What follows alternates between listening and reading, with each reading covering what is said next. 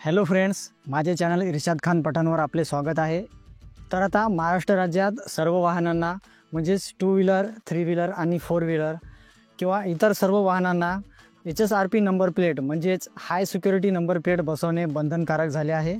म्हणजेच 1 एप्रिल 2019च्या पूर्वीचे जे नंबर प्लेट्स आहे ते बदलून आता सर्वांना HSRP नंबर प्लेट बसवणे बंधनकारक केले आहे।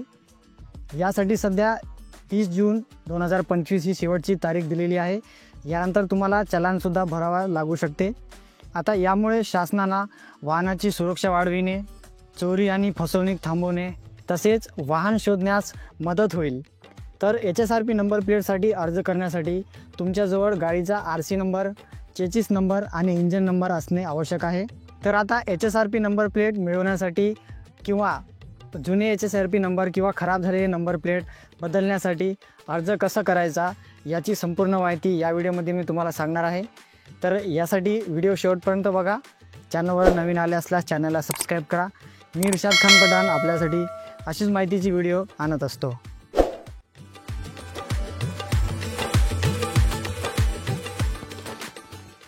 तर HSRP नंबर प्लेटसाठी तुम्ही घरी बसल्या मोबाईलवरून सुद्धा अर्ज करू शकता।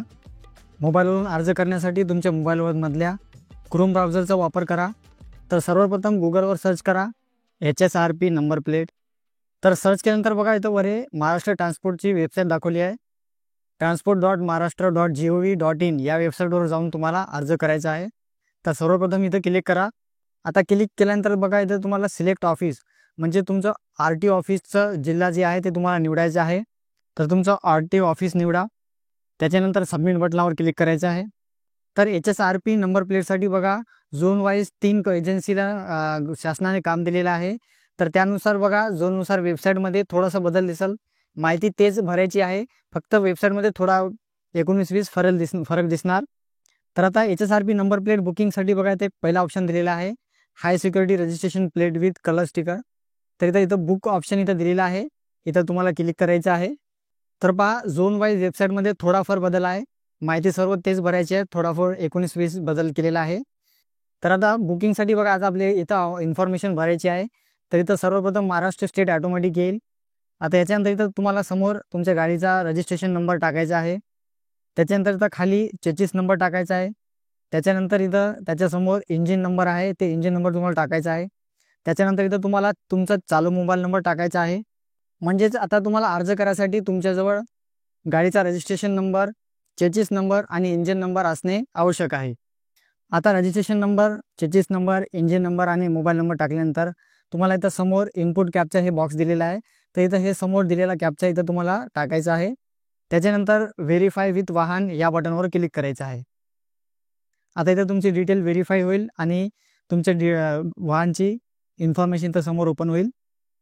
तर सर्वप्रथम बघा इथं वाहनाचा तपशील आपल्याला टाकायचा आहे।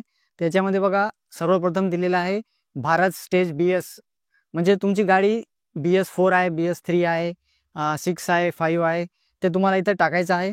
बघा काही ऑप्शन इथं ऑटोमॅटिक येतील, जे आले नसतील तर तुम्हाला ते बरोबर पाहून इथं टाकायचं आहे। त्याच्यानंतर इंधन प्रकार म्हणजेच गाडी पेट्रोल आहे की डिझेल आहे ते इथं ऑटोमॅटिक येईल। त्याच्यानंतर बघा इथं गाडीचं कंपनी नेम येईल। त्याच्यानंतर वाहनाचा प्रकार इथं तुमच्या वाहनाचा प्रकार येईल, ट्रान्सपोर्ट आहे, नॉन ट्रान्सपोर्ट आहे। त्याच्यानंतर वाहनाची कॅटेगरी 2 व्हीलर आहे की 4 व्हीलर आहे। त्याच्यानंतर बघा 2 व्हीलरसाठी तुम्ही अर्ज करत असाल तर इथं 2 ऑप्शन येतील, त्याच्यामध्ये एक स्कूटर आणि एक मोटरसायकल आहे। तर तुमचे स्कूटी असेल तर हे वरचा ऑप्शन घ्यायचा आहे, बाईक असेल तर खाली मोटरसायकल हा ऑप्शन घेवाली असेल तर हा खालचा तुम्हाला मोटरसायकल ऑप्शन हा घ्यायचा आहे। आता त्याच्यानंतर बघा इथं तुम्हाला मालकाचं पूर्ण नाव टाकायचं आहे। आता मालकाचं नाव टाकल्यानंतर इथं तुम्ही ईमेल ID टाकू शकता, नसेल तर हे ब्लँक सुद्धा ठेवू शकता। मोबाईल नंबर टाकणे आवश्यक आहे, मोबाईल नंबर कंपल्सरी टाका। त्याच्यानंतर बघा बिलिंग ॲड्रेस, तर तुमचा आता सध्याचा जे चालू पत्ता इथं तुम्हाला टाकायचा आहे। ॲड्रेस टाकल्यानंतर इथं तुम्हाला एक नोट दिलेली आहे, ते नोट तुम्हाला वाचून घ्यायची आहे। त्याच्यानंतर तुम्हाला नेक्स्ट बटनावर क्लिक करायचं आहे। आता तुमच्या मोबाईल नंबरवर एक OTP जाईल, तो OTP इथं तुम्हाला टाकायचा आहे। OTP टाकल्यानंतर इथं व्हेरीफाय बटनावर क्लिक करा। आता बघा इथं HSRP नंबर प्लेट बसवण्यासाठी 2 ऑप्शन दिलेले आहे। त्यामध्ये पहिला ऑप्शन आहे बघा ॲफिक्सेशन सेंटर नियुक्ती आणि दुसरा आहे होम फिटनेस, म्हणजे इथं तुमच्या घरी तुम्हाला घरपोच सेवा दिली जाईल। आणि पहिल्या ऑप्शनमध्ये तुम्हाला तिथं सेंटरवर जाऊन तुमची नंबर प्लेट बसवावी लागेल। तर तुमच्या गावच्या आसपास किंवा तुम्ही जिथं राहता तिथं ही सुविधा अवेलेबल आहे की नाही ते तुम्हाला इथून आधी बघायचं आहे. तर ते पाहण्यासाठी सध्या इथं क्लिक करायचं तुम्हाला. तर घरपोच सुविधासाठी बघा तुम्हाला ॲडिशनल टू व्हीलरसाठी 125 रुपये आणि इतर वाहनासाठी 250 रुपये एक्स्ट्रा द्यावे लागेल. तर आता इथं तुमच्या गावचा पिनकोड टाकून तुम्हाला सर्च करायचं आहे की होम सुविधा तुम्हाला तुमच्याजवळ अवेलेबल आहे की नाही. तर इथं तुमचा पिनकोड टाका. त्याच्यानंतर चेक अवेलेबिलिटी या बटनावर क्लिक करा. तर पहा आता घरपोच सुविधा तुमच्या पिनकोडवर उपलब्ध असेल तर इथं ते सेंटरची लिस्ट येईल. नसेल तर बघा तुम्हाला असं लिहून येईल currently services not available in this area. म्हणजे तुमच्या एरियामध्ये घरपोचची सुविधा उपलब्ध नाही. जर घरपोच उपलब्ध सुविधा नसेल तर तुम्हाला ॲफिक्सेशन सेंटरवर जाऊन तुम्हाला ते नंबर प्लेट बसवायची आहे. त्यासाठी बघा इथं खाली ऑप्शन दिलेला आहे फिटमेंट सेंटरची निवड, याच्यावर तुम्हाला क्लिक करायचं आहे. आता इथे क्लिक केल्यानंतर बघा इथं तुम्हाला ते तुमचं सेंटर सर्च करायचं आहे.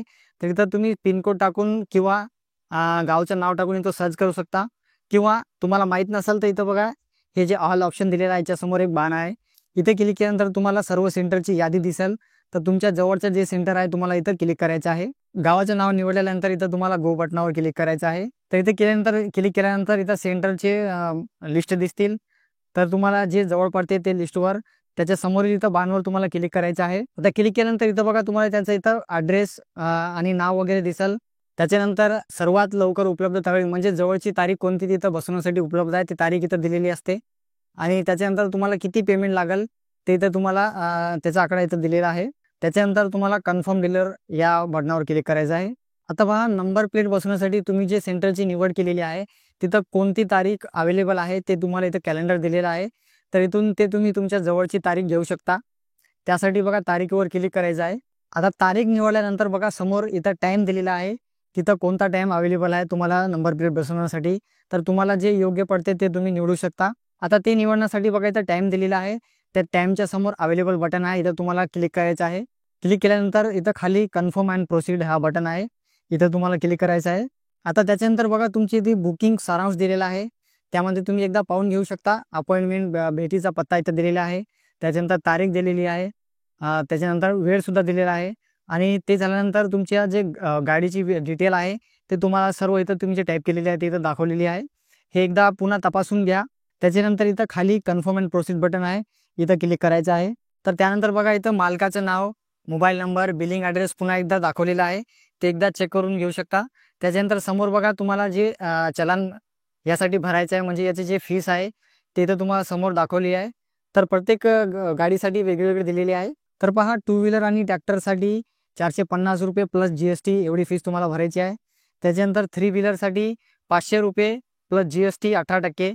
तर याच्यानंतर इतर वाहनासाठी बघा म्हणजेच light motor vehicle, passenger cars, medium commercial vehicle, heavy vehicle याच्यासाठी 745 रुपये प्लस GST तुम्हाला एवढं पेमेंट करायचं आहे. तर पेमेंट डिटेल इथं ऑटोमॅटिक येईल. समोर इथं तुम्हाला बटनावर ह्या खालच्या agree to the terms and condition इथे तुम्हाला राईट टिक करायचं आहे. त्याच्यानंतर पे ऑनलाईन या बटनवर क्लिक करायचं आहे. आता याची फीस तुम्हाला ऑनलाईन भरायची आहे. ते तुम्ही इथं फोनपेवरून QR करून स्कॅन करून भरू शकता किंवा डेबिट कार्ड, क्रेडिट कार्डनं सुद्धा भरू शकता. त्याच्यानंतर नेट बँकिंगनं किंवा वॉलेटने सुद्धा तुम्ही भरू शकता. तर तुमचं पेमेंट इथं करून घ्या. तर बघा QR कोडवरून सर्वात सोपं तुम्ही पेमेंट करू शकता. तर इथं शो QR क्लिक करायचं आहे तुम्हाला. इथं तुम्हाला इथं किती चार्ज एक्स्ट्रा लागेल तिथं दाखवाल. त्याच्यानंतर continue pay and pay on बटनावर क्लिक करायचं आहे. इथं तुमचं QR शो होईल. आता ह्या QR कोडला तुम्हाला स्कॅन करायचं आहे आणि तुमचं पेमेंट करायचं आहे. तर पेमेंट केल्यानंतर बघा तुम्हाला असे ऑप्शन दिसेल. तर इथं तुमची अपॉइंटमेंट बुक झालेली आहे. आता तुम्हाला याची प्रिंट काढायची आहे. त्यासाठी इथं बघा डाव्या साईडला इथं प्रिंट बटन दिलेलं आहे. ह्या बटनावर क्लिक करा. तर पहा या प्रकारे तुमची प्रिंट येईल. इथं तुमचं जे सेंटर आहे इथं त्याचं लोकेशन, ॲड्रेस वगैरे दिलेला आहे आणि इथं खाली त्यांचा मोबाईल नंबरसुद्धा दिलेला आहे. तर तुम्ही एक दिवस आधी इथं कॉल करून जाऊ शकता. आता बघा सोबत जाता वेळेस तुम्हाला तुमच्या गाडीची RC घेऊन जायचं आहे आणि ही पावती तुम्हाला तिथं घेऊन जायची आहे. आणि बघा ॲफिक्सन सेंटरवर तुम्हाला इतर कोणतेही चार्ज द्यायची गरज नाही. तिथं तुम्हाला कोणतेही ॲडिशनल चार्ज तुम्हाला मागणार नाहीत. आणि इतर इन्फॉर्मेशन नोट ते तुम्हाला दिलेली आहे ते तुम्ही एकदा वाचून घ्या. तर व्हिडिओ आणि माहिती आवडल्यास व्हिडिओला लाईक करा, शेअर करा. चॅनलवरती नवीन आले असतात चॅनलला सबस्क्राईब करा. मी इरशाद खान पठाण आपल्यासाठी अशीच माहितीची व्हिडिओ आणत असतो.